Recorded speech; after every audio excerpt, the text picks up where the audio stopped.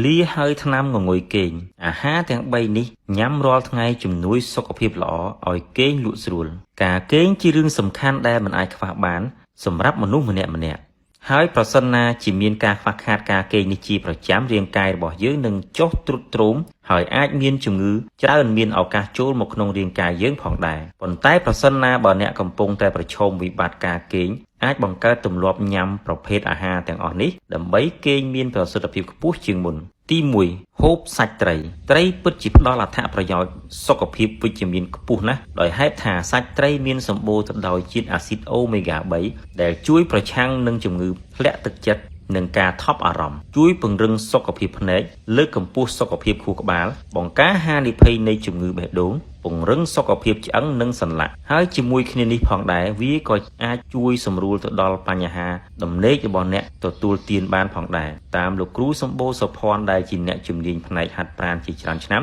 បានមានប្រសាសន៍ថាហូបសាច់ត្រីមិនត្រឹមតែជួយឲ្យសាច់ដុំនិងសម្រក់គីឡូបាននោះទេគឺវាជួយសម្រួលដល់ប្រព័ន្ធរំលាយអាហារនៅក្នុងការគេងឲ្យបានលក់ស្រួលនិងឲ្យភ្ញាក់ពីគេងឡើងមានអារម្មណ៍ល្អផងដែរទី2គ្រាប់អាល់ម៉ុនយោងទៅតាមប្រភពរបស់ Headline អ្នកជំនាញបានណែនាំឲ្យញ៉ាំគ្រាប់អាល់ម៉ុនដើម្បីឲ្យបានគេងលក់ស្រួលអាល់ម៉ុនគឺជាប្រភេទគ្រាប់ធញ្ញជាតិដែលជាប្រភពនៃសារជាតិមេឡាតូនី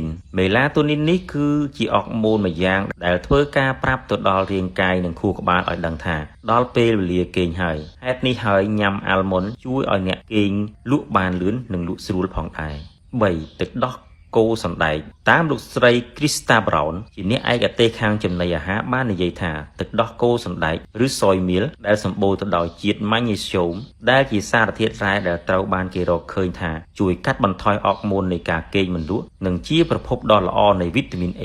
និងកាល់ស្យូមដែលជាសារធាតុចិញ្ចឹមទាំងពីរនេះដើរតួយ៉ាងសំខាន់នៅក្នុងផ្លូវអរម៉ូនដែលចាំបាច់សម្រាប់ការគេងលក់ប្រភេទទឹកដោះគោសណ្ដែកគឺល្អពិសេសសម្រាប់បងប្អូនដែលញ៉ាំប៊ូសមិនទទួលទានទឹកដោះគោដែលធ្វើពីទឹកដោះគោផ្ទាល់ចង់បានសុខភាពរឹងមាំកុំភ្លេចការគេងហើយប្រសិនណាបងប្អូនកំពុងជួបវិបត្តិការគេងនេះសូមប្រញាប់រកវិធីដោះស្រាយដូចជាការបរិភោគអាហារឬភេសជ្ជៈជំនួយបន្ថែមពីនេះបើវាជាបញ្ហារ៉ាំរ៉ៃពិបាកដោះស្រាយសូមជួបប្រឹក្សាជាមួយនឹងគ្រូពេទ្យដើម្បីដោះស្រាយបញ្ហានេះបន្ថែមទៀតឲ្យបានទាន់ពេលវេលា